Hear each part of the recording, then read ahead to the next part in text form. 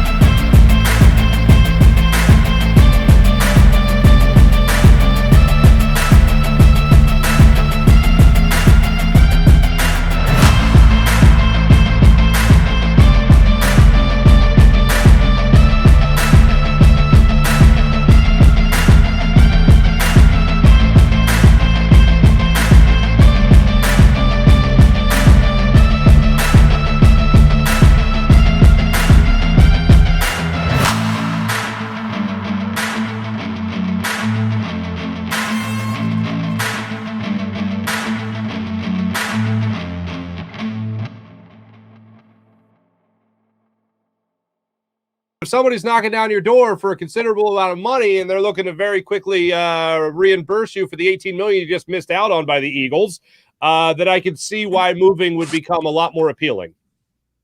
Absolutely. Absolutely. Do you think they're going to re-sign him, though? That's really the question. I heard that they're talking to him about re-signing him, trying to, maybe that's the loophole where we can get out of some of this dead money, and get him back on a cheaper deal, and save some money on the cap this year. Yeah, I definitely think where there's smoke, there's fire, especially in a case like this when Fletcher Cox, like I said, they already weren't able to get anything for him at the trade deadline, or they could have gotten something for the trade deadline.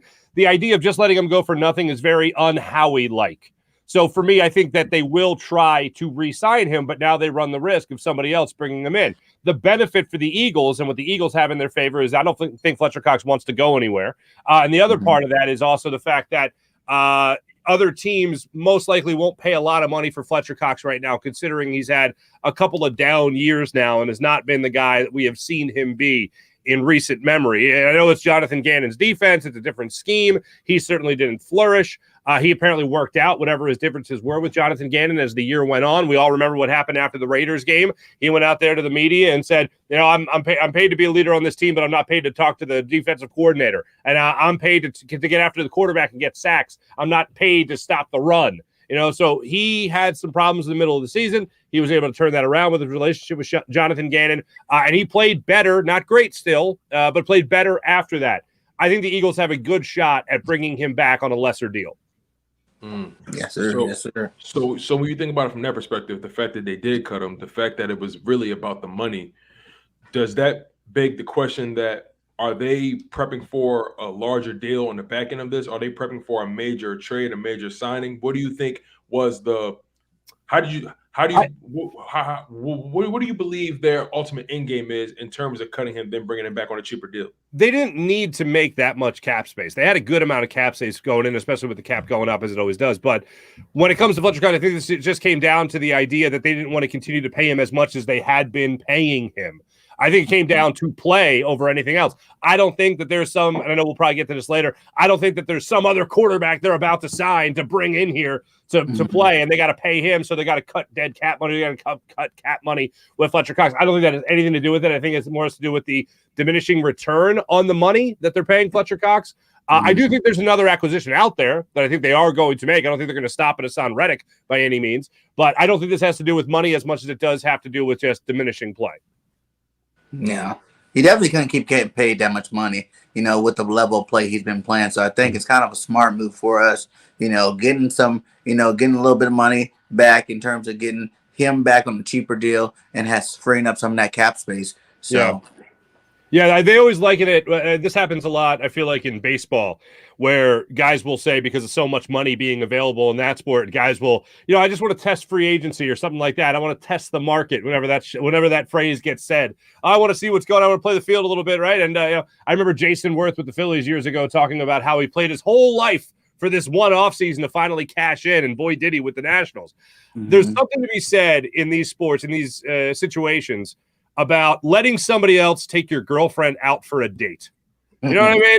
Like nobody, hey, you think you're great, she thinks you're great, but you never know what can happen on that one date. And that's what Fletcher Cox is being allowed to do right now, is go test other suitors and see if they open the car door for him. See if they let him to get the finest wine off the menu, whatever it might be. You don't want to just let your girl go out there and take a walk with some other guy and fear losing her for the long run. And that's what could happen right now with Fletcher Cox. My prediction is it doesn't. I think he does come back to the Eagles.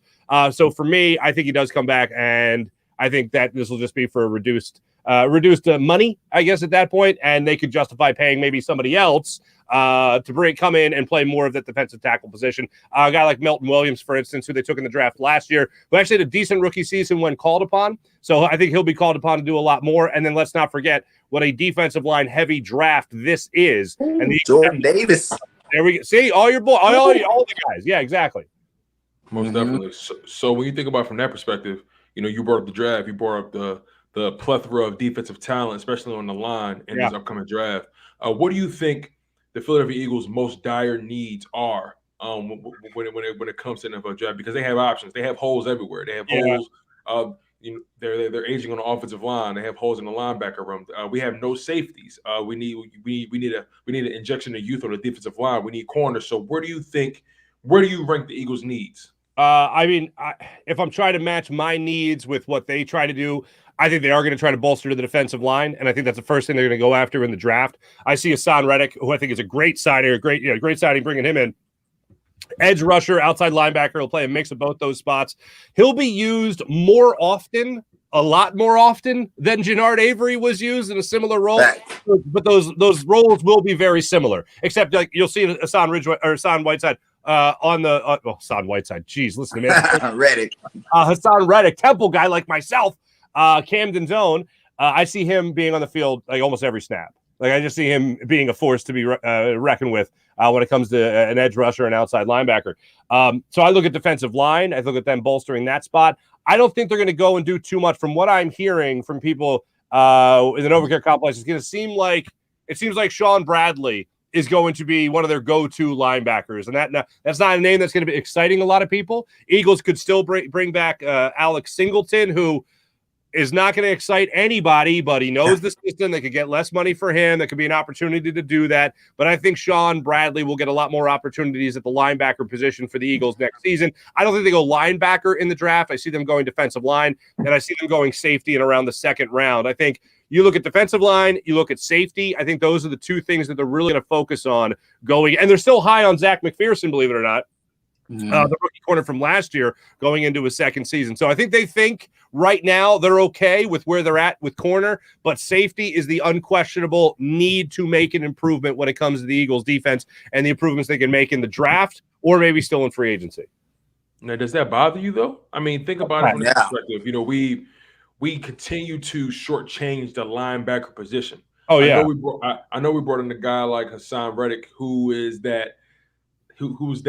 he's multiple. You can line him up in the Sam linebacker position. You can put him on the edge in different packages. But we, just based off what you said as far as Sean Bradley, and I like Sean Bradley. I like Davion Taylor. I like those guys actually.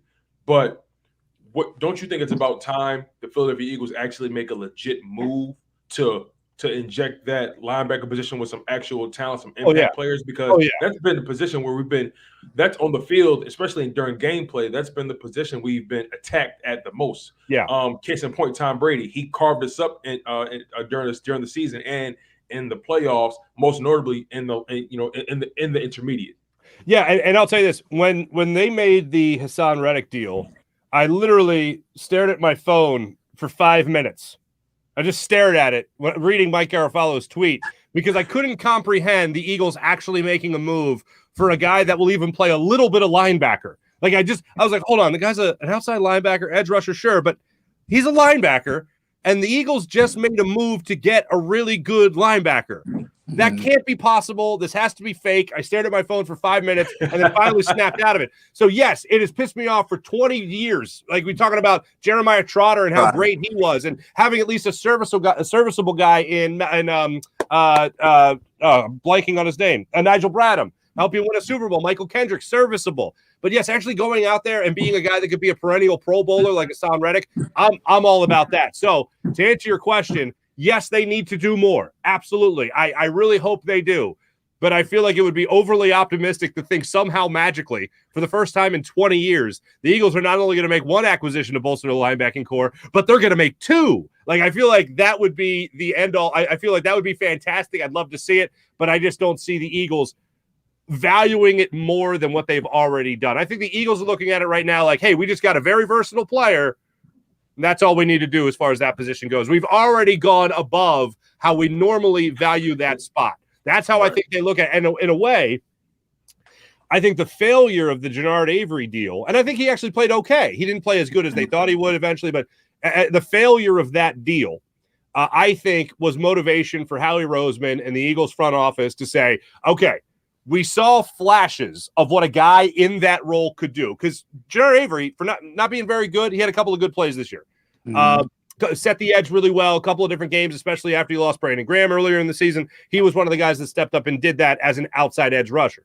But Hassan Reddick can do something very similar and do it every single play. So I don't see them valuing the position more so than they already did by bringing in Reddick.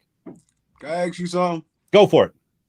What would make a general manager not value a position that's very important on the team? Money and the way the game is gone. Like when I talk to former players that played those 20 years ago, Hugh Douglas, a regular guest on my show when we were starting the show off, we talked about how that position has not been valued. I've talked to Seth Joyner about how that position has not been valued. And the one thing that everybody's, Hollis Thomas, all these guys, Trey Thomas, all these guys, they all say the same thing.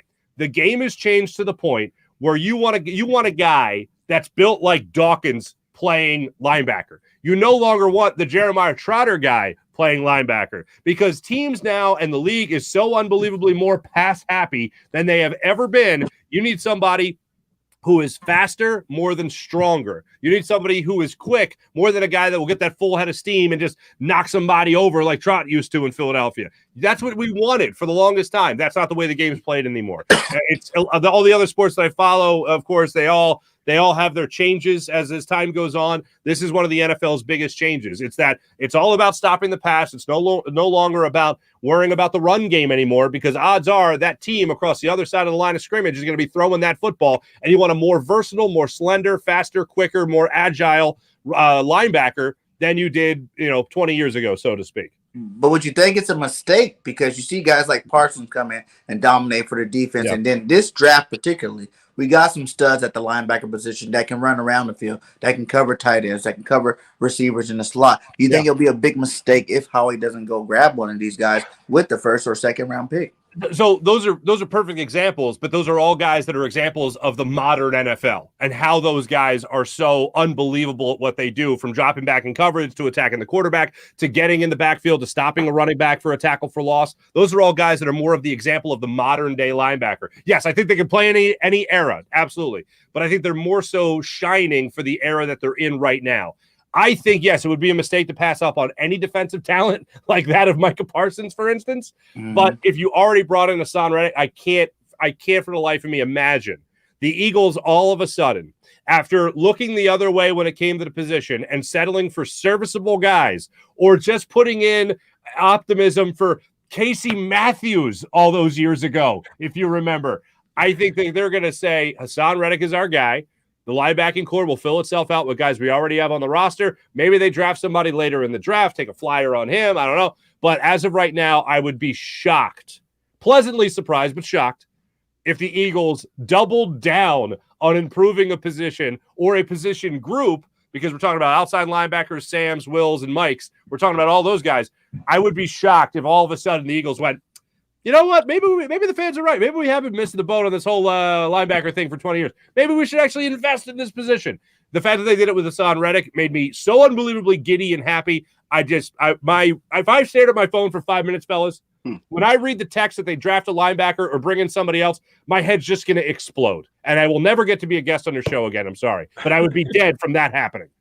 But I feel like Reddick's more of an end type of linebacker. Like we said, that's that 5'2" defense. So you're really just adding a pass rusher already. So to go to the draft and go grab another pass rusher in or something, I feel like that'd be overstated. We need middle linebackers. We need the 2, the 5'2", the 2 part. I don't really have that much faith in guys like you said, Singleton, Bradley, those type of cats. They're a good football player, but they're not great football players. We need a great linebacker in the middle of there. That's, we've been missing, like you said, we've been missing that for a long time now. And I think that it'd be like a disservice to our defense. In the Gannon, Gannon comes from that Minnesota where they had Barr and Kendricks, or, controlling the middle of that linebacker. You need that captain on the field that's going to be the game changer, and this type of defense that we run here. Certainly, especially now that you might not have Rodney McLeod, obviously. You're going to be looking around at somebody else to take over the leadership role on that defensive second unit, on that next level, whether that be with the linebackers or whether it be with the safety position. So, yeah. Now, one of the other good things is I had Colin Thompson on my show from the Panthers, also not just a Panther teammate of Hassan Reddick, but also a Temple Owls teammate of Hassan Reddick. And he just told me about what a leader this guy is. And if you need somebody to step up and be vocal and be that guy that's going to be the signal caller, if you will, on the defensive end of things, he's the guy to look to. Now, let me pick your brain about this. Some of the other hot news that's been going on is this Deshaun Watson trade buzz. Yeah. And, you have, so far as it appears, you have teams like the Falcons, the Saints, the Panthers, the Browns have just recently been kicked out of the running. But those 3 teams I mentioned initially are apparently the front runners for this guy. But we know how Howie Roseman likes to play. He likes to play from the shadows. He likes to lurk and pounce and make his move. He's been fairly quiet this offseason, more quiet than we've ever actually seen him. So thinking about the slight moves we've made, do you think the Eagles are actually in play for Deshaun Watson, but they're just playing the background? And because let's be honest, they actually have the most to actually offer out of all of these teams. They have the most flexibility to offer to the Houston Texans. But the caveat of it all is the no trade clause. But in my humble opinion, I don't believe Deshaun Watson has as much leverage as a lot of people think. So what are your thoughts on the whole narrative surrounding the Deshaun Watson trade buzz and if Philadelphia is in play? I don't think Philadelphia is in play. To answer the question, to start at the end, I'll just I don't think Philadelphia is in play. The reason I don't think they're in play is because, according to everything that I've seen, Deshaun Watson, basically how this is going down, and this is wild to me. I don't know if this is par for the course, but apparently this is how it's going down. If you want to talk to Deshaun Watson, you want to set up a meeting like the Panthers or the Falcons have done, for instance, or who else, the Saints and the Browns, you first have to present a trade package to the Houston Texans. It's not the Houston Texans allowing Deshaun Watson to go out like I think it normally is and seek a trade. We see that all the time. Go ahead and seek a trade. It's going to happen right now with Baker Mayfield, where he heard about this and he was like, well, I guess you guys don't believe in me. To hell with you guys. And he apparently wants a trade. The Browns are like, yeah, we're not allowing you permission to seek a trade, so forget about it. But back to Deshaun Watson. The way this is working is those teams or any team has to contact the Texans, offer them a trade. This is what we're willing to give you for Deshaun Watson, and this is what we want back. And then the Texans are saying, hey, Deshaun, we like this, so go ahead and talk to the Panthers, go ahead and talk to the Saints, go ahead and talk to the Falcons, or talk to the Browns. That's the way this is going down. If Deshaun, even if the Eagles said to the Texans, 3 first-round picks and Jalen Hurts, if they give that to Deshaun Watson, he's like, no, I don't want to play for the Eagles. If that's the case, I don't think it's a matter of Howie Roseman waiting in the wings. I don't think it's a case of Howie Roseman saying, all right, I'll give you another first-round pick in the following year and a couple of seconds and all that stuff.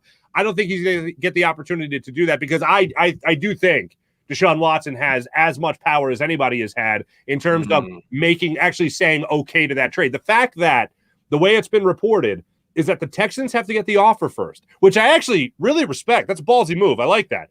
They say, give us the offer first, and then we'll say, okay, Deshaun, we like what they're doing. They're on your list. Go talk to them, and we'll try to work something out. And then Deshaun goes from there, and right away he was like, and no offense to my wife's family, who's all from Cleveland, to hell with Cleveland. And then he moved on to the rest of them, and now he's trying to make that decision. Now, you may be onto something, right? You may be onto something with that. Sorry, BJ, I got to say this. Go ahead. You actually may be onto something with that thought process because let's think about it from Deshaun Watson's perspective. Outside of football, this man has gone through one of the more turbulent past 365 days that anybody can go through, right? Yeah. Now, we all know he's from the Georgia area. He went to Clemson, which is in the Carolina area, I assume, correct, right? Mm-hmm. So, Clemson's in Florida, I think. Florida. Well, the southern area. Yeah. The southern area, but not Philadelphia. Right, exactly, right? So when you think about it from that perspective, Deshaun Watson, in his mind, he needs familiarity. He needs comfort. He's been in the limelight for the past 365 days. Going to a place like Philly may not necessarily suit him mentally or emotionally, but going somewhere like the Falcons or New Orleans or Carolina. South Carolina. I'm sorry, South Carolina. You were right. South Carolina. I think Clemson because Dawkins is from Florida, I think. And yeah, anyway, go ahead. Yeah, sorry. Got it. But yeah, to my point, right? You know, he's built equity in those places in Georgia. He's built equity in the Carolinas, right? So when you think about it from that perspective, it implies that most likely he's seeking comfort. He's making a life decision rather than a football decision. So Atlanta would be the best fit, to be honest. Because the Eagles made the playoffs. I hear that deal's pretty much done. Right, because the Eagles made the playoffs. They're technically a better team than these teams that are in the running for him. But he's, again, choosing a lifestyle decision more so than a football decision. Is that fair to say? Yes and no. It's hard because when you're that young still and you've put together multiple Pro Bowl years already, I think no matter where in your mind, wherever you go, you're going to win because you're there. So as much as it might be easier to win in another spot, I just think his mind is wrapped around the idea that even if I go to a bad team, and that's why some of the teams that he's looking at, some of the teams that were even allowed to talk to Deshaun Watson, like the Cleveland Browns, for instance, they were allowed to talk to Deshaun Watson simply because, if I go there, I'm the difference maker. I think he's that young and that good where that's his mindset going to any of the teams on his short list. And like you said, the familiarity, even though the Panthers play in North Carolina, those are all things that he's looking at right now and saying, okay, well, if I go there, I can be the difference. Oh, if I go to the Falcons, I can be the difference. Those are all things that he's looking at right now where he can be the difference maker and not necessarily needing to go there to join a winner, but rather create a winner and also be a guy to make other free agents maybe next year want to play with him. Yeah, and I don't even think we have the money for him anymore, to be honest. Like, he's going to demand a lot of cash there. Yeah, Howie's a wizard. Like, I almost try to ignore the cap when it comes to Howie. Like when the Eagles signed Alshon Jeffrey, I remember they were like $10 million under the cap, and they signed him to $14 million. I'm like, how the hell is that possible? Like, I went to grade school. I know addition and subtraction. I don't get it. Whatever. I'm done with it. Howie's a wizard. That's the end of it. He be shaking and maneuvering, man. Yeah, exactly. Yeah. I like when people try to tell me, oh, well, what about the cap? And I'm like, I don't even know if there was a cap. They tell me about it. I kind of know something about it. But like the way Howie Roseman works, the next thing you know, there's this guy's restructured, that guy's restructured. And then the next thing you know, they got another $15 million under the cap that they can go get somebody. You know, that's just the way Howie Roseman works. And what is your opinion on Howie getting that extension? Are you happy about it? I'm not happy about the timing, man. First off, can we all agree that if you were going to bring in somebody else as the guy to run the front office, you would have your pick of the litter for somebody that would want 3 first-round draft picks to inherit, right? So if you're going to hit the reset button on a front office, kind of right now would be the time to do that. Because even if a new GM comes in, he would still want to see how Jalen Hurts would perform. Like, he would still want to see that, and then use those first 3 picks, make another move, bring in another quarterback, maybe take one of those first-round picks, flip it to next year, which I think Howie is going to do in this draft. And that way he has a little leverage, a little insurance in case Jalen Hurts isn't the guy. He then still has 2 first-round picks next year to maybe get a quarterback in a more quarterback-heavy draft. So that's something I think Howie's going to do. I think another GM would do the same thing. So if the Eagles were going to hit the reset button on the front office, this would be the off season to actually do that. In terms of just making the move, I don't like that it was done right now. Like, if you're Jeffrey Lurie and you're Howie Roseman, you got a pretty good relationship. I think one trusts the other pretty well. Jeffrey Lurie knows the optics of this. So you mean to tell me, Jeffrey Lurie, that if Howie botches this draft and it does not look good, and Jalen Hurts even, Howie's second-round pick, while he just signed a $160 million deal, Carson Wentz, he goes and takes a quarterback in the second round of that draft? Like, that's crazy to me. But if you're Jeffrey Lurie, you know the optics of this. If this year is a bust, and whatever draft picks they come away with all look like they can't contribute, you mean to tell me that you're actually going to sell to Eagles fans? Just coincidentally, it takes 3 years. It takes 3 years to judge a draft. So that means Howie Roseman right now signing that 3-year contract extension will have this draft as his judgment if he is to get another contract under Jeffrey Lurie. So Jeffrey Lurie, why not in that trusting relationship at least play to the fans a little bit here and say, we got to see how this draft goes. Exactly. Because if this draft is a bust, why do I want Howie to make any more picks? I would definitely let me say something real quick, Tone. We on the same page, bro. It's like, why this early? We didn't even get through the draft yet. Nothing. I would have been fine if once the offseason was over, everything cleared, and then we touch base with Howie, like, okay, now we can work with something right here. But why do it this early? It's like it doesn't make sense. Now it's giving Howie all the room in the world to bust on this draft. Oh, he has no pressure on him right now. So it's like, wow, it doesn't make sense to me at all. Like, but I mean, who knows how the front office people think? But in my eyes, it doesn't make sense at all. Yeah, I don't get it. I feel you on that. It also begs the question: what has he done between the end of the season versus up until now to necessarily warrant that money? But even then, you brought up Jalen Hurts quite a few times. Jalen Hurts, as it appears, especially if Deshaun Watson is not in the cards, it appears that Jalen Hurts will most likely be the starting quarterback going into the 2022 season. Now, Jalen Hurts, we saw how he played this past season. He had ups, he had downs. There were moments where he was mediocre. He actually had an injury. So what's your unadulterated opinion on Jalen Hurts as it stands right now, and what do you believe his upside can be, especially as his team is personally constructed? Yeah, I think the last time I was on with you guys, I phrased it like this, and I'm still in this realm. I don't know if Jalen Hurts is Mr. Right or if he's just Mr. Right now. I definitely think he's Mr. Right now, meaning for me, when the season ended, I said, you know what? Give me another year of that. Give me another year of this guy growing, learning, working hard to improve. Because for a number of reasons, the athleticism is obvious, and he gets a really bad rap for his arm strength. I think Jalen Hurts' arm strength is fine. I think his accuracy needs a lot of improvement. Like, I would put his arm strength on that of like Nick Foles. Nick Foles wasn't gunning it. He wasn't slinging it.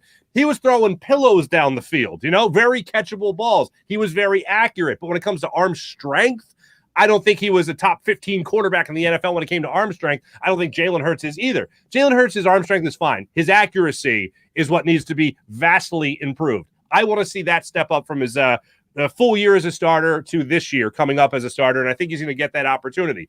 The other thing I really like about Jalen Hurts is that in a day and age, fellas, where we can't go 20 minutes, and I'm not criticizing this, but this is the day and age we live in, where we can't go 20 minutes without hearing about my mental health, my anxiety, my depression, whatever it is. Jalen Hurts, I want to applaud for being so mentally tough. Like, I want that head on the shoulders of anybody who's my quarterback. I want that head on the shoulders of anyone who's an athlete that's going to be playing in my city. That's what I want from an athlete, the way Jalen Hurts thinks. I think the guy is so unbelievably mentally tough. All the stuff going on with Deshaun Watson before last season, all the stuff going on with Carson Wentz at the end of 2 seasons ago. What does he say? I'm above it all. I can only control what I can control. I'm going to come out here every day. I'm going to work my butt off to make sure I'm the guy. If you don't like that in an athlete, if you don't love that in an athlete, then you can't be that big of a Philly fan, because that's what we want every single day from our athletes. As far as the intangibles on the field that obviously matter most, I told you about his arm strength. I thought there were enough times to give me hope for this coming season. There were enough times last season where I saw Jalen Hurts drop back on a 3-step drop or 5-step drop, survey the field, still have the ball, and I thought, he's just going to take off. But he didn't. He stepped up in the pocket, rolled out, bought time, created throws downfield, waited to get wide receivers open downfield by creating time with his legs, and he wasn't just taking off. I think it's so easy to look at an athletic quarterback like Jalen Hurts and go, he just wants to run. Well, okay, that he's not bad at running, so I'm not hating on that. But when he does it to create space, he's still more of a running quarterback than a mobile quarterback. And I'd rather have that mobile quarterback like I know Jalen Hurts can be, and we saw enough flashes of that last year, where he's not taking off to run every time, but he is buying time for his wide receivers to get open. I saw enough of that, all of that last year, from the mentality to the physical intangibles to the arm strength. I saw enough of that last year to, to give me hope, that he can actually go out there this year and prove he's the guy. Do you believe we need better targets? With that being said, though, do you feel like you can teach accuracy? Like, do you feel like you can teach a quarterback accuracy? Yes, absolutely. We liken a lot in basketball to a guy coming into the league and learning to shoot. It very rarely happens, but it happens. It's up to the individual. And in my opinion, in sports, if a guy like Giannis Antetokounmpo can learn how to shoot a 3, I think Jalen Hurts can learn how to hit. Anybody can. Exactly. Somebody can learn. And I don't mean to compare sports. That's not what I'm doing. But what I'm doing is I'm just saying athletes that want to work hard at something, they can do it. And Jalen Hurts, I never bet against the guy that has a great work ethic, because especially if he's young, especially if he's inexperienced in the league. And Jalen Hurts is those two things. I think with Sirianni being here, obviously an offensive-minded head coach who's been around some pretty good quarterbacks in his day, and the mentality of Jalen Hurts, I think those two things are a great mixture. So I'm not going to bet against Jalen Hurts this year. I'm not going to give him a 10-year contract right now. Right. But at the end of this year, I think he's really got to prove himself as the guy going forward. And as I have said, even at the beginning of last year with the Mr. Right versus Mr. Right now when it comes to Jalen Hurts, this guy isn't just competing against the opponents on the schedule. He's not just competing against whoever else is on the Gardner Minshew, for instance, but he's competing against 3 first-round picks, whoever they are, by Howie Roseman. That's what he's up against. The options that are available to get a quarterback with those 3 first-round picks, that's what he's competing against. Do you think it's fair to compare him to these elite quarterbacks that have all this talent around them at the skill position?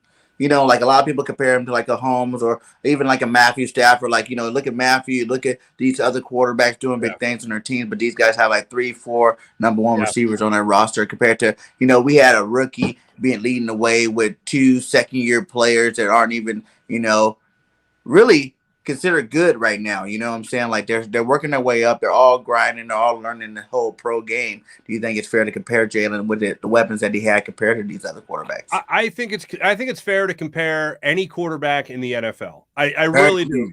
Like there are like, here's what people I always find funny. There's 2 quarterbacks that had almost identical release times. Okay. 2 quarterbacks almost had identical release times. Now, this is a statement of fact. This is timing a release time. So the stopwatch has no opinion, okay? Remember Trent Edwards for the Eagles was a backup quarterback in he was played for the Bills, but he was a backup guy in the preseason? Yeah. He had the same release time as Dan Marino, okay? All right. But the problem was wherever the ball was going after we released it was terrible. With Dan Marino, it was great. So, yes, you can compare anybody at any time. But it's funny how people want to compare Jalen Hurts to the best and the elite quarterbacks in the NFL already. Like everything's taken in a case-by-case basis. It's funny when they want to point out all the things he doesn't do well. And they want to compare him to Patrick Mahomes and all this other stuff. And okay, fine. They're both NFL quarterbacks. I get it. But the minute he does something that is like one of the elite quarterbacks, like Josh Allen, for instance, oh, now all of a sudden he's Josh Allen. No. I'm saying like. I'm not saying is. Okay? Josh Allen's numbers, his second year in the league, were very close to what Jalen Hurts' numbers were last year, his second year in the league. So the point isn't the fact that their numbers were similar at this point and that Jalen Hurts is Josh Allen. The point is that, hold on, if Josh Allen could grow in his career like this, why can't Jalen Hurts do something like that? It's not that right now he's as good as Josh Allen. You're missing the point. The point is that he can grow. He can possibly be that good one day. If he's at this point now and this other guy did it, why can't he do it? So that's where I'm at with Jalen Hurts right now. I would love to see him take the reins for the foreseeable future, but he does have to improve most notably his accuracy. Yeah, I definitely feel what you're saying when it comes to that. The thing is, you mentioned why give Josh Allen that leash versus not giving Jalen Hurts that leash, right? And I think it's because of the simple fact that one is a first-round pick and one is a second-round pick. And when you're not that first-round talent that people think you are or that you were drafted at, they don't give you the same level of respect, even if you do something well, just like you said. Yeah. But it's so interesting because I was one of the people who was very on the fence about should we allow Jalen Hurts to lead us into the future, or should we think about considering a guy in his offseason like a Deshaun Watson, right? And lately I've been leaning more towards going after Deshaun Watson. But the thing is, I feel that people need to understand the fact that the quarterback position is always going to be evaluated every single year, no matter who you are, no matter what you bring to the table from a mental standpoint, from a competitive standpoint, from a work ethic standpoint. Your position is always being evaluated. So I say that to say, when there's an opportunity to get a guy who's significantly better at this present moment, you can't be mad at other fans or GMs for even wanting to lean towards that, because the NFL is not for long, and a lot of these teams are making moves for right now and maybe the next year or so. But a lot of people want us to bank on Jalen Hurts' development. I'm not saying he can't get better, but the question becomes, how much better can he be from what he is today? Yeah, let me just say this real quick. I'm sorry, I can't help but take a glance at the comments, and I just want to say thanks to everyone. As the first time I've ever been in a hizzo, I believe somebody said I'm in the hizzo, and thank you. It's nice to be in the hizzo. And then somebody else followed one of my comments with "oh snaps." That's the two firsts for me. So I'm honored. I finally got an "oh snaps," and I finally got that my location is currently the hizzo. So I greatly appreciate it. Yes, sir. But my deal's like this. If you're going to do any kind of comparing, it's like it's first year starting. I know it's 2 years, but it's first year starting. You got a full year, right? If you compare those numbers to most quarterbacks, even the legends out there, that's a good season. Now, there's need for improvement, but I think he's earned the right to not to even be able to be judged to say if he can be good or bad, or if he is good or bad. He's just right there. He's on a good track to being whatever he is going to be. But here's what needs to happen. He needs to be great this year. Exactly. Jalen Hurts needs to be great this year. Like last year, you could make I hate using the excuses, but more the explanations. I'll say explanations for why he why he wasn't better. This year, he has to be great. That's no question. And as far as where you're drafted, it's amazing. Tom Brady had to win, 7 Super Bowls for people to forget that he was a 6th-round pick. Jared Goff, Carson Wentz, both got traded a couple of years after they were 1 and 2 in the draft. So for me, the more I pay attention to draft, the more I feel like an idiot, because you have no clue what's going on. And it makes me think about the guys that are the GMs and they're actually making these visits and they're getting invested in some guys. They're like, we're definitely going to take this guy, For me, those guys get paid to do that. I get paid to follow it. All right. Exactly. When it comes to drafting, I do not give a damn about where they were taken in the draft anymore. If you're a 6th-round pick versus a 1st-round pick, first-round picks are Hall of Famers. That's what they should be. Not Hall of Famers, starters. And most of the Hall of Famers are 1st-round picks, obviously. So there's some credence there. But when it comes to a guy maybe being a pleasant surprise in the second round, Jason Kelce's a god in the city of Philadelphia, and he was, what, a 6th-round pick? I'm going to go ahead and say, yeah, picks where you're drafted, you know what that is? That's adorable. Everything else, man, it just matters about what you do on the football field. Exactly. Absolutely. And like you said, I say the same thing, though. Be great. I say the same thing every time I'm in the hizzo, fellas. That's what I do. In the hizzo, Mark Fizzo. You can ask BIRDGANG. Well, it's 32 starting quarterbacks in the NFL, right? You can compare any starting quarterback to any starting quarterback. Right. That's how I don't care if he was a rookie, first round pick, 17 years. You playing football, you starting football in the NFL. You could get compared to anybody that's in the same position as you. So, I mean, I don't look at the draft stock, rookie, second. I don't look at none of that, bro. You trying to lead a football team. It's like, I mean, maybe Aaron Rodgers does it a little better than you, but damn, you're a top tier quarterback if there's only 32 starters in the NFL. So, I mean, we could judge you, we could compare you, we could do anything we want because you're our starting quarterback and we want to see you get better. So I don't really give Jalen Hurts all the little baby stuff that everybody else give him. I mean, I get a lot of flack for that, but it's fine with me.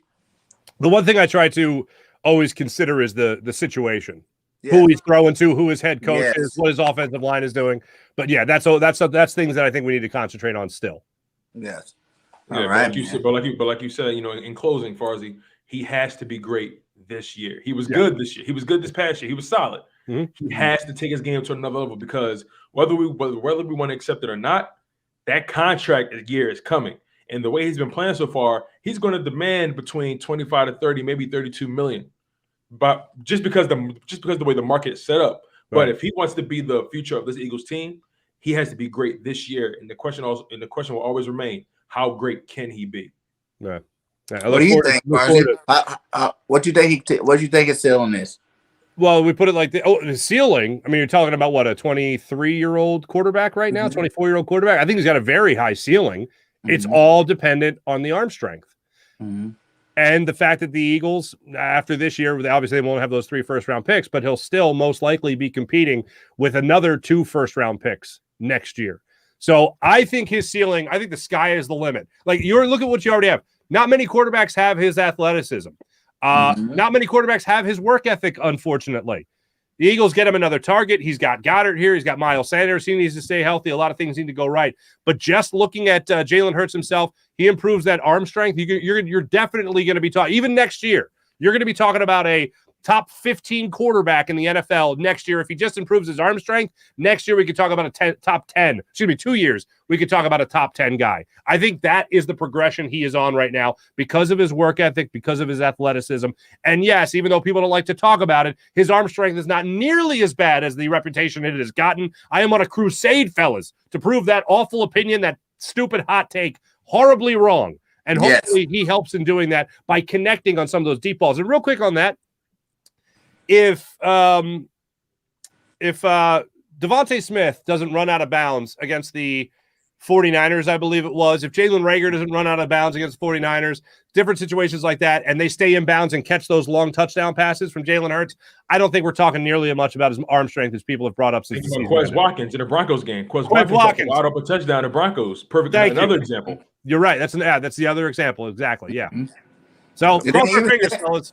And then even said that he still had the longest pass all last year, the 95-yard pass to Quez. That's right. You know, and that was in the air for 50 yards easily. You know what I'm saying? Like, and he ran the rest of that. So they couldn't punch it in the red zone. Damn you, Sirianni. Anyway, But yeah, Mr. Mark Farzetta, you have been amazing. You gave us an additional 10, 14 minutes. So yes, sir. Man, it's been truly a pleasure having you on our platform. And my pleasure. You've been more than generous with your time. You've been more than generous with your hot takes.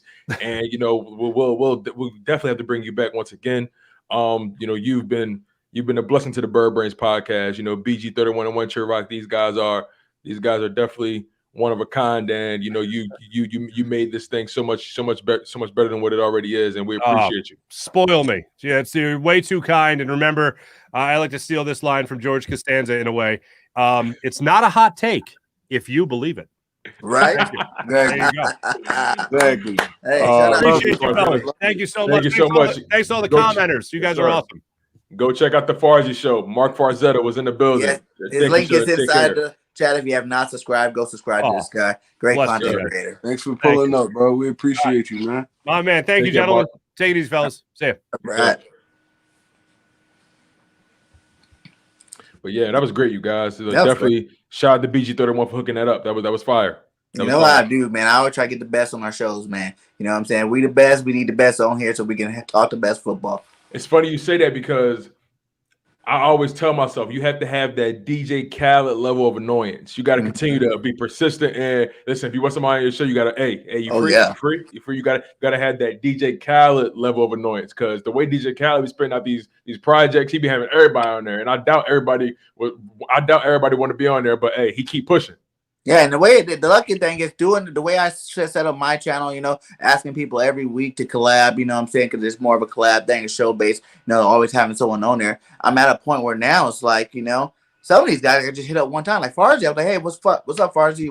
You got live tonight? Want to come on the show? He's like, yeah, no problem, BIRDGANG. I'm like, cool, that's what's up, you know what I'm saying? So it's actually working out. The longer I stay in here, the more I keep annoying these guys in their inboxes. I'm pretty sure we're going to keep getting these great guests. Definitely, man, definitely. But yeah, like, you know, listen, there's so much to talk about. You know, we cover so much in the Eagles. Let's talk about the whole landscape, man. Like, you know, a lot of guys are getting paid. Allen Robinson going to the Rams. Devontae Adams traded to the Raiders, got the big payday. So much to discuss. We all know Christian Kirk got that big payday from the Jags. You know, what's been your overall thoughts about everything that's been going on in free agency thus far? I don't want to play in the West over there. Yo, the West is loaded. Loaded. I think Russ made a bad decision, to be honest. Like, I know he's feeling confident. He wants to be back, but I think he made a bad decision. Because that team, to me, the Chargers, Khalil Mack, C.J. Jackson, you know, you got freaking the Raiders, you know, and they signed, what's that boy's name to go? Chandler Jones. And then just got pass rush galore today. Come on. It's edge rusher galore, Trey. Edge rusher galore. None of these quarterbacks safe. Let's keep it a buck. They put let's be honest. They all putting the Chiefs on notice. It's an arms race. It's an arms race. Oh my God! Like, this is gonna be the toughest division in football, bro. It already is. It's the toughest division in football. And then not even speaking of that division in the conference. Von Miller going to the Buffalo Bills. It's like it's crazy. It's just pass rushing galore over there in the AFC, man. It's crazy, and I want to see how much power this swing. To be honest, because Devontae Adams going over there to the AFC. That's mean right there. He get to play with his college quarterback, the one that really threw him into the NFL. I mean, whoever win that. He said that around trade deadline last year. He wanted to play for Carr. He said that when he first got into the league. If you go back and watch the interviews, he always said, "I would love to play with Derek Carr in the NFL." Shout out to Cool Cat with the cool new intro for the Bird Brain podcast. My guy always breaking. But yeah, bro, I think to be honest, I think this makes it a little bit better for us though. All those dudes leaving the NFC. So. I mean, like I said, it's wide open for us. I mean, we just gotta, and we got everything in front of us to make moves to push for this Super Bowl this year. But like I said, I didn't like them signing Howie Roseman this early. It's like because now he can sit back and just he's gonna be comfortable now. They just gave him a 3-year extension. He's not going nowhere. So I think he had the plan when he got it. He had the plan that we haven't seen yet. That's just going to unveil it. He had to go into that office and break whatever he had going on down to a T to Jeffrey Lurie for them to even sign him before the draft, to re-sign him before the draft. So I mean, I'm not a big fan of it, but I'm on some wait and see type time right now. How do you guys feel about that? Because that's a hot topic right now. A lot of people are saying Aaron Rodgers is pissed. How do you guys see it? Because I don't think he is. I think he knew that the situation was coming, and he realized he's probably not winning another chip. But if he can get his bag before he retires in a couple of years here, go ahead and get it. That's how I feel about it. Aaron, I didn't think it was that. How you gonna pay both of them? Devontae Adams been the best wide receiver in the league for like the last 4 years. How you gonna pay him, his max, and Aaron Rodgers and still keep a football team around these dudes? It wasn't gonna happen. And he told him from the rip he not playing on the He's not playing on the franchise tag. So the only thing they really could do was move him. That's the only thing they really could do because you couldn't pay him. Now you're gonna have your team gonna fall apart. You're just gonna have Aaron Rodgers and Devontae Adams. You still gotta. I think they gotta pay Aaron Jones the year coming up too. So and Lazard left too, right? Yeah, Lazard, Scantling, they both gone. So the team, Aaron Rodgers, man. Well, let's be honest. Do you guys believe that Aaron is that dude where he don't really need to have big time receivers because he's one of the GOATs. He's one of the best throwers to ever throw the football. He's like, just get me some guys out there I can work with. Maybe a first round pick or something like that. We can rock with. Aaron, listen, something had, like Farzi said, something had to happen between them prior to Aaron getting that deal. I'm telling you, Aaron. It was a money grab. It was a money grab. Like that. This wasn't about that contract. Him staying with the Green Bay Packers. It wasn't about winning. Listen, he's already checked out. He got his contract. He got his girl. He's gonna start hosting game shows. It was a money grab. Yes, and right. Devontae realized that. Devontae said, "Yo, listen, you clearly not all in on this. I need to win. I'm trying. I'm trying to compete." And you got your ring already. I don't. I wasn't here for that ride. So I'm trying to go where the heavy hitters is at. And the AFC West is where all the heavy hitters is at, man. This NFL season upcoming gonna be lit, man. I'm watching every AFC West game I could catch. Facts. Yeah. Whoever make it out that division, they're gonna be beat up though, because that's gonna be some physical football. Good point. But y'all mentioned the NFC, right? The NFC is wide open. Tom Brady came back, but you got Tom Brady, Matthew Stafford, Dak Prescott, Aaron Rodgers. But after that, it's wide open, right? You got Kirk Cousins, but then you got Kyler Murray over there still. Kyler Murray, but you start to enter that realm of quarterbacks where it can be a give or take. Who's to say Jalen Hurts can't surpass one of those guys this coming season? Yeah, I believe it, man. I really, like I told you guys, even from the end of last year, I think Hurts is going to be in the MVP talks this year. I think we need to go get another receiver. I need Quest to take that next step, even though he was good last year, take that next step this offseason. I need Devontae to take that step this offseason, and I need us to go grab another receiver. And Goddard, too, take that big step. And if those guys take the normal progression that they're supposed to have, year to year in the NFL, man, I think Hurts is definitely on that track. This is going to be the first year, same coordinator, same playbook, what I'm saying? Even all the way back to high school. He's never had the same coordinator. This is going to be the first time ever he's going to go with the same system. And I think that's going to help his development, help him be able to read these plays a lot faster, help him be able to get the ball out of his hands a lot faster. And I think overall it's going to help us win a lot more football games. I agree. But at this point, who we going to go get? Juju. Juju's still out there, but he's still young, 25, Pro Bowler, former Pro Bowler. You know what I'm saying? Yeah, but we seen Juju in the number one wide receiver role though. He crumbled. I'm gonna keep it as real as possible. He crumbled. He couldn't hold up once AB left. But you seen a rookie come in and you seen a rookie come in and basically. You seen a rookie come in and basically take over that number one spot though. So but you gotta realize Claypool's a monster.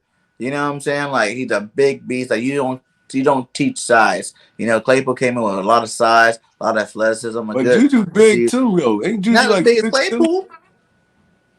Claypool's a monster. He's not bigger than Claypool, but I think to your point, right, about Juju not having that 1A, 1B receiver like he had with AB. It'll be interesting to see it. It'll be interesting to have to watch guys have to pick up on Juju and Devontae. Devontae is a route running demon. So, yes, we're expecting Devontae to take that next jump, but Juju wasn't my first choice, but bringing Juju can only help us, right? Mm-hmm. Yeah, that's true. You agree? He's better. Any better receiver will help us right now. It's just, and he's still young, veteran. Juju been in Pro Bowls. You know what I'm saying? He's not some slouch. Total slouch. He got outplayed by a couple of young guys, but those young guys got talent.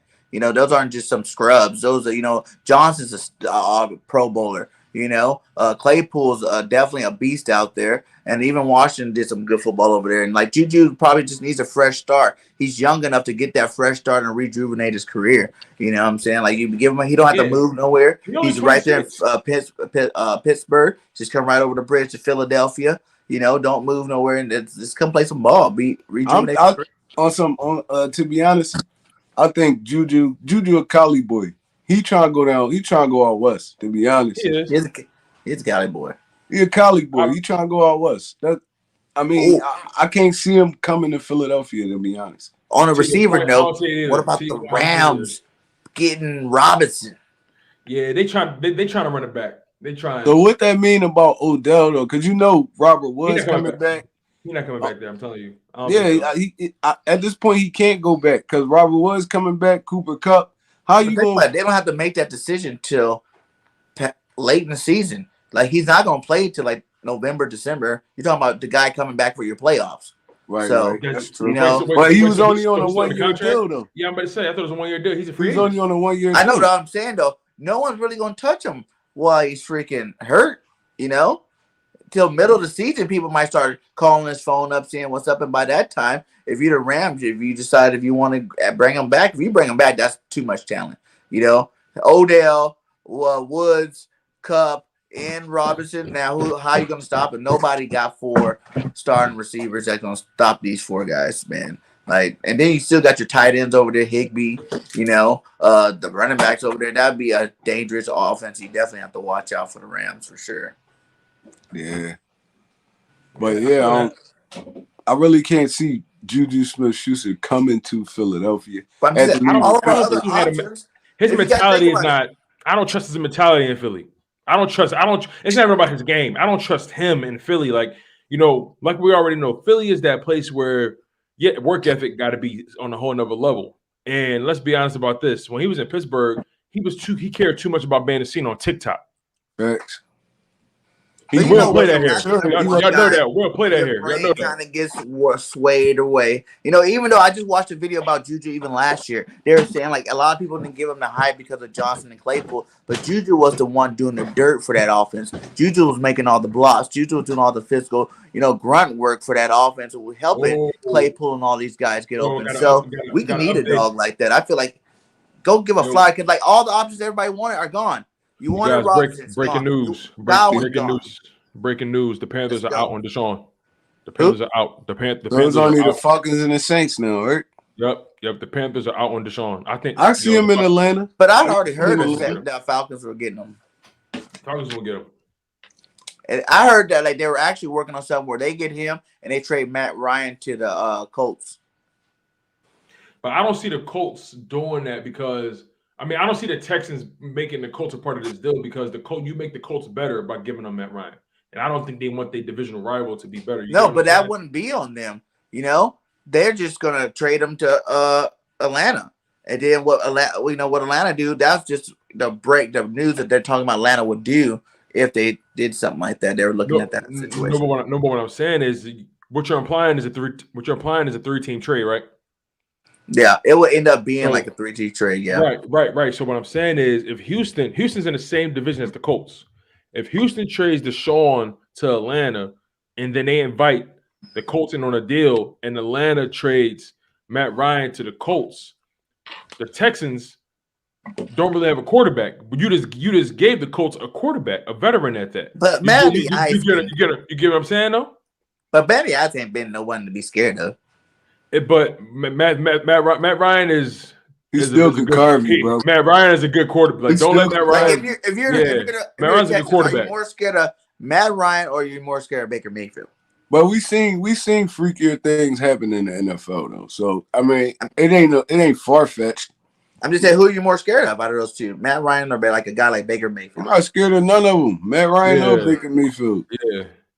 But like Matt the thing Ryan, is, though, I'm sure that if you're the Texans, like in your point, Tone, like if they're like, I wouldn't want to do that because Matt coming, but you also hear Baker trying to get out and over there. But here's the thing, though. The bottom line is you're making your rival better. That's my thing. It's not even about how good Matt Ryan is. The bottom line is you're making your rival better, and you got to compete against them. So that's why I would be hesitant to include the Colts in on the move. because you're at the end of the day you're making them better, and that's not what you want. Yeah, but no matter what, you're gonna get a better quarterback over there. You know, they're gonna get it. At the end of the day, it's gonna be a 1 year run like Phillip Rivers. He's gonna go over that's Matt Ryan. That's why I feel like it'd be like more of the Phillip Rivers play. You know, you get a veteran guy on his way out. You know, last couple of years probably won't have to pay him that much. You know, you can get him over there and try to win some football games. Do you think if he did go to Atlanta, that upgrades Atlanta to make them a contender? No. Not yet. It depends on what they put around him after that. I mean, because he's gonna be throwing to dudes like Zacchaeus and Calvin Ridley ain't coming back there. So I mean, they're gonna have to really reform that wide receiver position for him to even make some noise over there. Or it's gonna be like he's in the same position like when he was with the Texans. So I mean, I can't see Deshaun Watson not going over there and not having a plan though to bring at least some kind of talent in. Maybe it could be through the draft, but if you trade for him, you're gonna lose a lot of that draft capital. So yeah, you're gonna have to go get. I don't know how much money they got in like the salary cap. You're losing some of that too. You bring over a guy like Watson. Watson's expensive. You know what I'm saying? Like this guy's not getting any cheaper just because he had this case. You know, he's playing football. He got cleared. Now you got to pay him his money. You know, and if they trade him, they're gonna have to pay him that money. You know, so I don't know. I think it'll be crazy to see him in that uniform. And then, like I said, what about Julio Jones too? That's another guy that got released. You think Julio's washed? Is he done? I don't think he washed. Would you want him in Philadelphia? I'll take him in Philly. That's another Alabama wide receiver. He could inflict some of his wisdom on some of our young wide receivers. But he's gonna come in. He's not gonna be real serious. Julio ain't stay healthy in the past like 3 to 4 years. So yeah, it's been the past 2. It's been the past 2 years specifically. Yeah, his final year in Atlanta and the Titans, he hasn't been fairly healthy at all. So, like you said, it begs the question. Like, I don't think his body can hold up a 17-game season. Now, what's going to have to happen is you bring him in. I'll probably see him playing between 12 to 14 games at most. Most likely, he's going to have those off games, those games where he's getting not conditioning, but massage therapy, just therapy, like just making sure he can sustain the long haul. You feel what I'm saying? Mm-hmm. All right. Well, Alcabar said, what about Sammy Watson or Landry? I like Jarvis Landry. A lot of people keep talking about he injury prone, but he just had that one season where he got hurt. That's not the case with Jarvis Landry. I feel like you can actually get Jarvis Landry on a pretty cheap deal.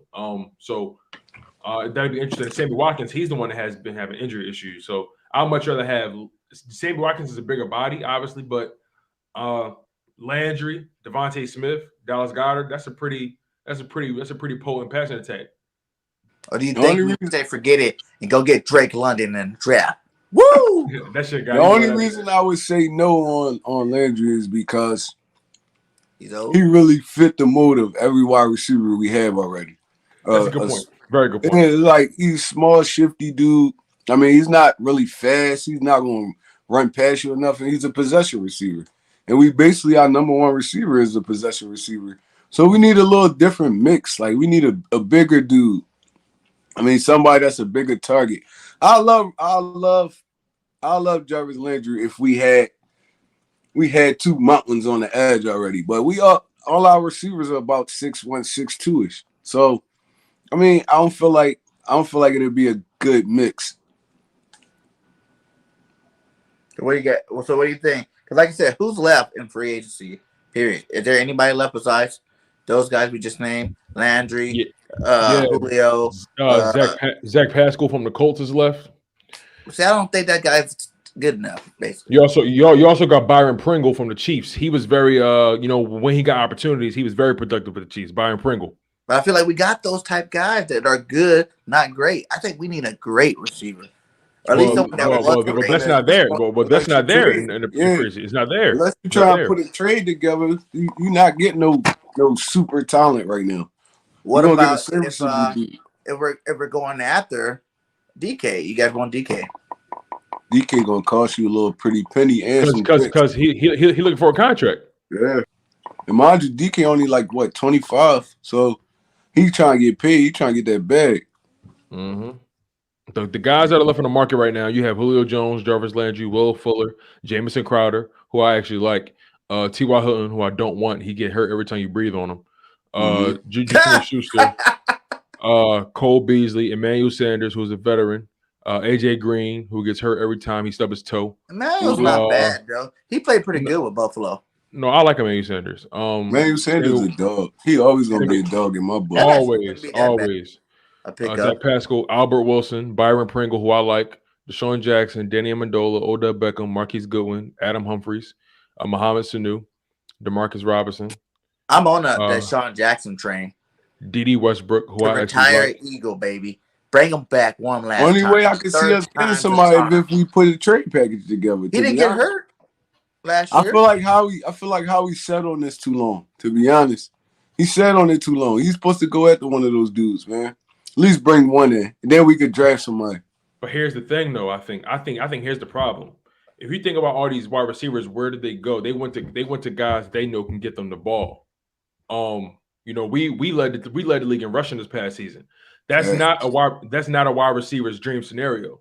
They want somebody they want a team that's not afraid to air it out. Let's really think about all these guys that just got signed in free agency from the wide receiver position, because a lot of these guys went to situations where they know they're gonna get that ball in the air. Think about this. Christian Kirk went to the Jacksonville Jaguars. Doug Peterson gonna have Trevor Lawrence airing it out. Allen Robinson went to the Rams. Matthew Stafford's gonna air it out. Russell Gage went to Tampa Bay. He's going to Tom Brady gonna air it out. Zay Jones went to Jacksonville. Trevor Lawrence gonna air it out. Cedric Wilson with the Miami. Those guys, that new head coach is going to try to prove that Tua Tagovailoa is the guy. They're going to try to air it out. DJ Chark, he went to Detroit on a prove-it deal, in my opinion. I don't know why he went there. Cam Sims he resigned with Washington. Got Carson Wentz, who's technically a more refined quarterback than Jalen Hurts right now. Rashard Higgins with Tua. I think Jalen has just as much opportunity to air it out as Tua. Not based off the way the teams are constructed, and not based off how the way the coaching is. I'm not saying Nick Sirianni is going to completely not pass the ball, but again, we let teams have no choice but to base it off of what we just did. And I'm sorry, not teams. Free agents have no choice but to base their decision off of how the team is presently constructed now and what we just did. And they know that we led the team. And I mean, we led the league in rushing. Jalen Hurts didn't throw the ball no more than 25, 20 times at times. That's not a wide receiver's dream scenario, especially if you're trying to get paid on a proven. Well, if you look at the first half of the season, though, we did throw the ball 46 times. He wasn't ready yet. He wasn't ready yet. This is going to be a season. What was the total product, though? What was the end result? We led the league in rushing. Those guys see how things transpire with us. That's regardless of what we would like or what we think should happen. Our situation is not a dream scenario for these star wide receivers like a Devontae Adams, because a lot of people were saying, "Why didn't we make a play? Why didn't we make a play?" You think Devontae Adams coming to Philly with the quarterback who's still trying to prove it? But what about this?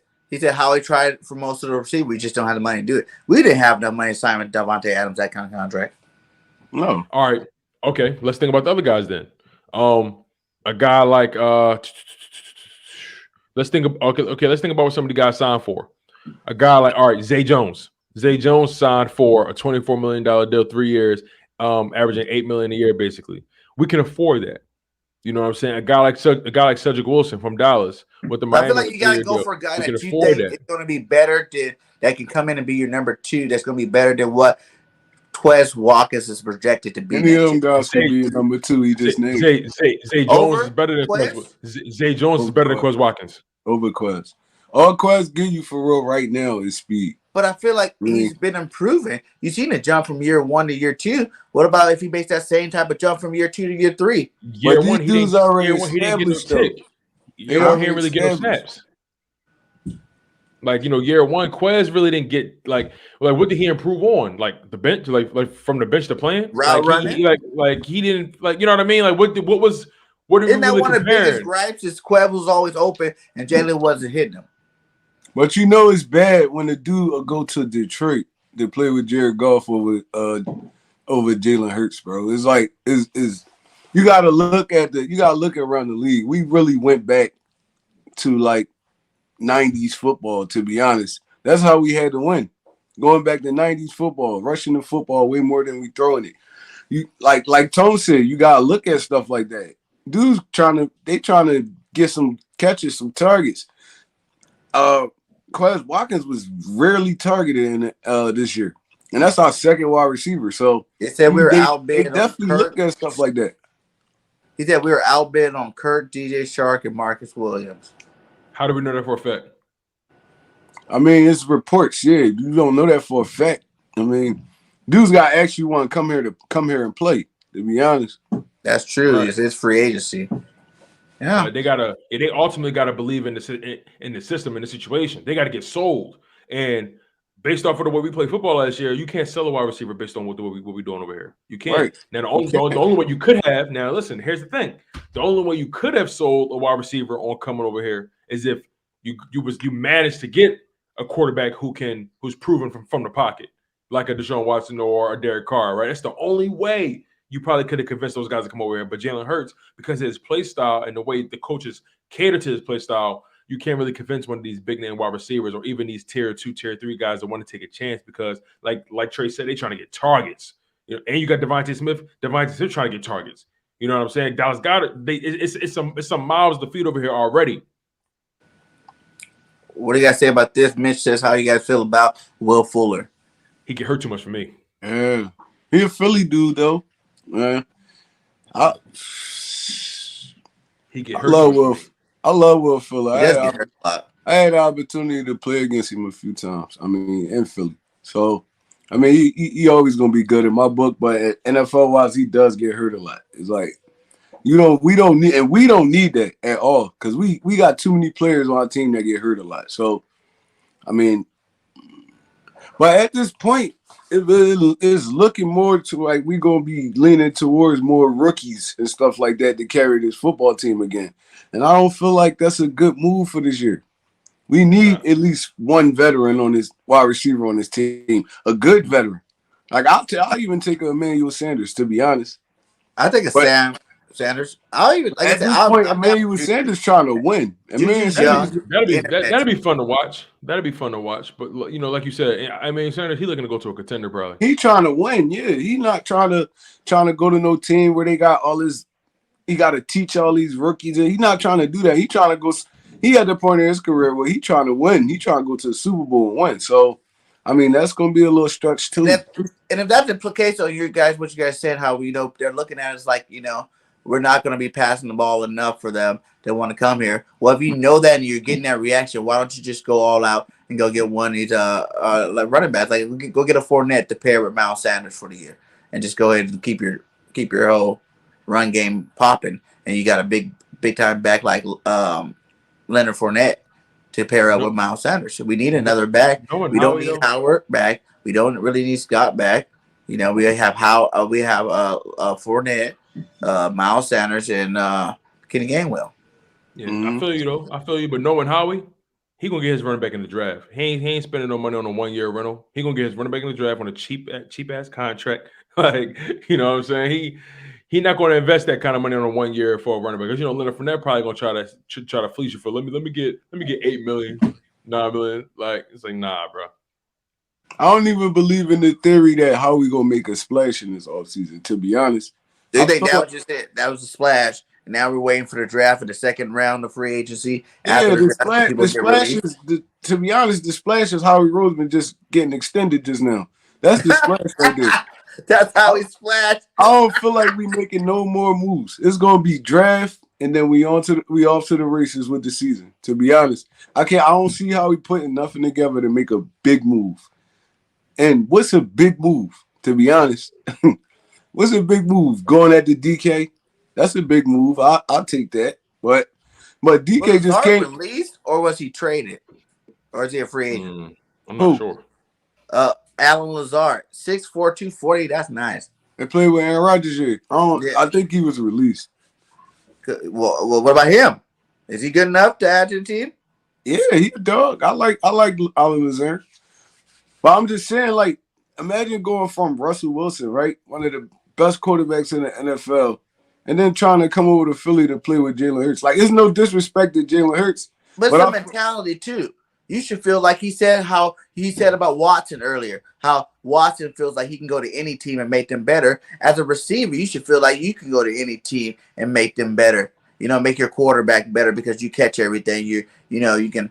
I feel like that's the kind of mentality you should have as a receiver as well. That shouldn't just be like a quarterback thing. That should be like an all-player thing, to be honest. You should have, but a lot of them don't have that though. Yeah, a lot of them looking at it like my bad, Trey, but a lot of them looking at it like, go ahead, you good. A lot of them looking at it like, okay, can he get me to rock? That's how they're looking at it for real. All they care about.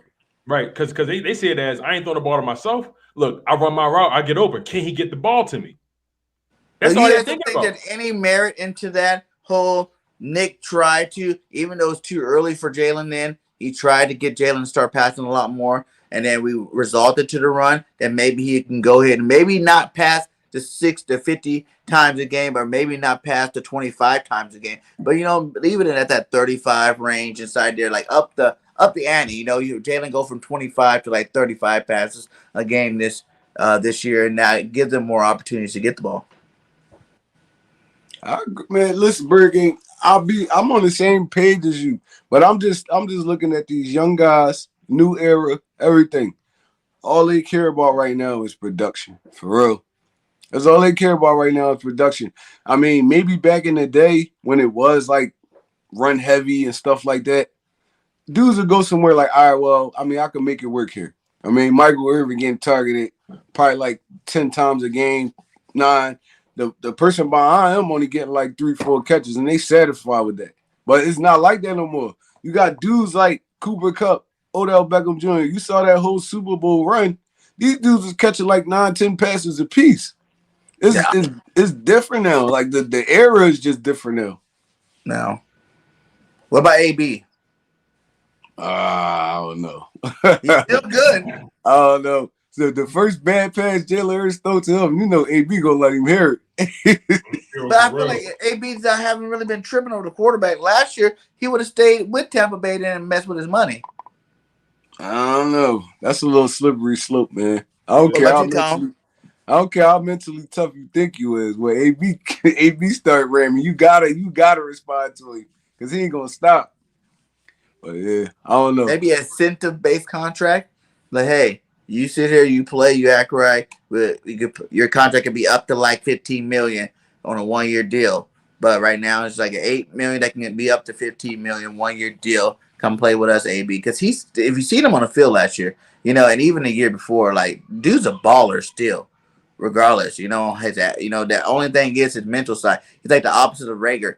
He got a bad mental state, but the game his gameplay on the field is awesome still. He hasn't lost a step. He still gets open, still makes catches.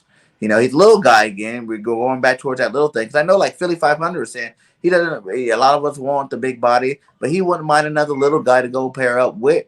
A guy like Devontae Smith. So they both are fast, getting open. The quick hitting offense, West Coast style offense, where you can just keep hitting them on the pop. Boom, boom, 3-step top. Yeah, 3-step stop. Boom. And you're just popping these guys and letting them play, do what they do after they get the ball in their hand. That's true. I mean, you can run that kind of offense. That'd be fine. But, I mean, like I said, it's all on Jalen Hurts at this point. Now it's all on Jalen Hurts. You get me? Now you go get that receiver form and stuff like that. Now it's all on Jalen Hurts. It's like, can you hit that wide open receiver? I feel like he can. I feel like he can do it. And I feel like we still can have that balance where we running the football a lot, and throwing it. So because even like Tampa Bay, they throw a lot, but they run the ball quite a bit over there in Tampa Bay. Brady's only throwing like 25, 30 passes a game. It's not like this guy's throwing 50 passes every game. Yes, there are games where he does go up there in the numbers, but that's anybody, any team, every team. You're gonna have a game or two where you got to get that shootout. You're gonna have to throw for the ball 40 times, to keep up with the other team. But for the most part, on average, these guys are all just throwing like 25, 35 times a game, letting the run game, wear or ground and pound these guys the first 3 quarters of the game. I agree, man. It's gonna be the rest of this offseason gonna definitely be interesting, man. I agree. It's gonna definitely be, and we might see some stuff happen on draft day too. So, I mean, we just gotta stay tuned, to be honest. He said Eagles are about Nina. What up? Shout out to Nina. She said Eagles are about to sign Fletcher Cox to a 1-year deal. I'll take that. I'll take it too. Shoot. I'll take that.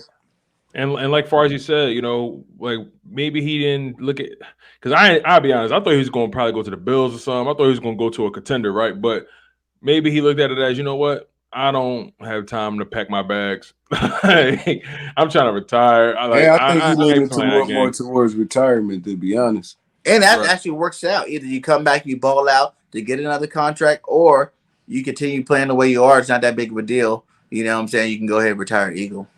I don't even think he's pushing for another contract. I think this is farewell year, to be honest. I don't even feel like Fletch that interested in football no more. He ain't got nothing to prove. He ain't got nothing to prove, bro. He's Super Bowl. You don't think so? He's Super Bowl champ. Super Bowl champ. He got all the Pro Bowls in the world. Yeah, all pro. He ain't got nothing to prove. He ain't got nothing to prove at this point. He about to sit back on his farm and just do whatever after that. Right. Just if he does go, hey, the back of the truck and go hunting. Which DT in the draft you want? If he does, are you guys all on Jordan board? Davis. Let me get Davis. Davis. Definitely Jordan Davis. Yeah. Well, what about Wyatt?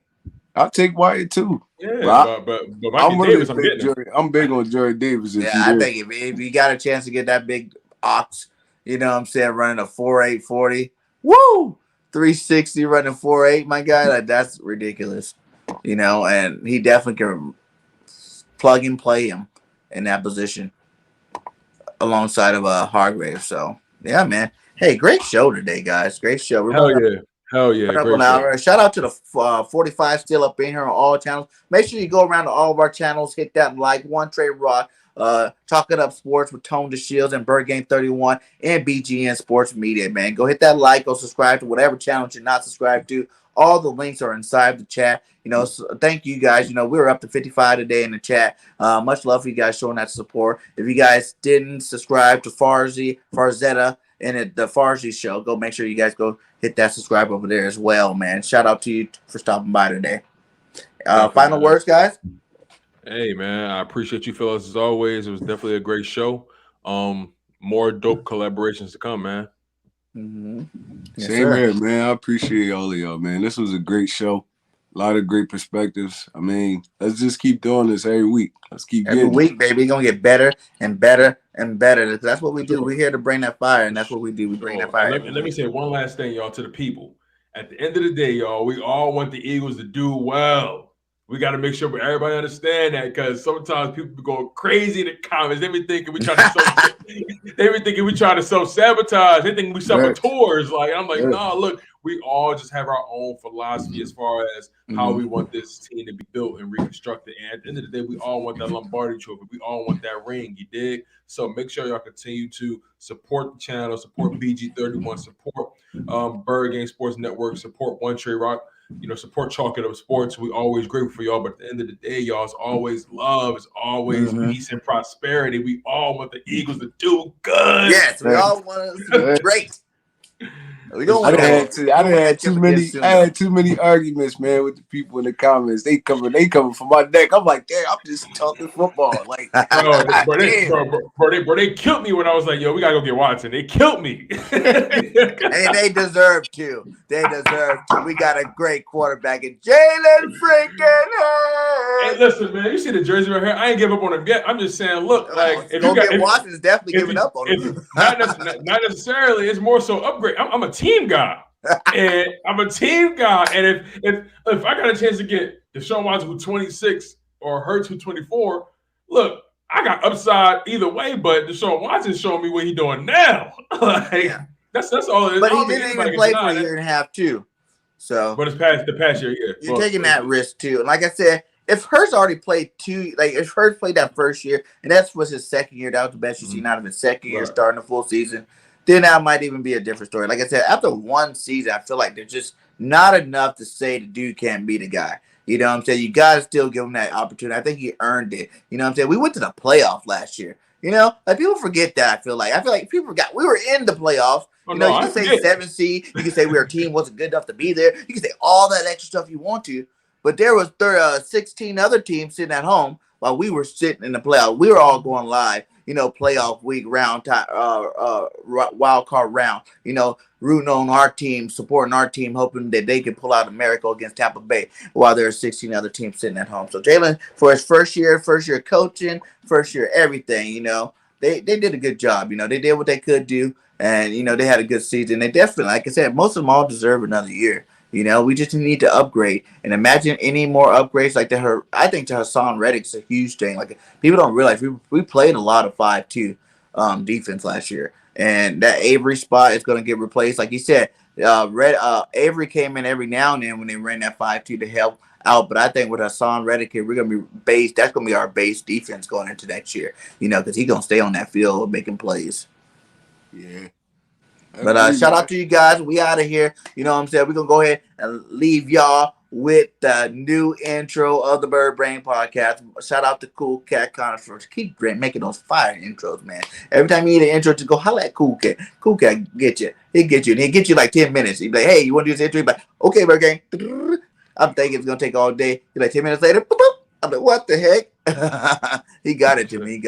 Well, much love to you guys. Hit that like on the way out. Fly, Eagles, fly. And tell them, say your piece. Say your piece.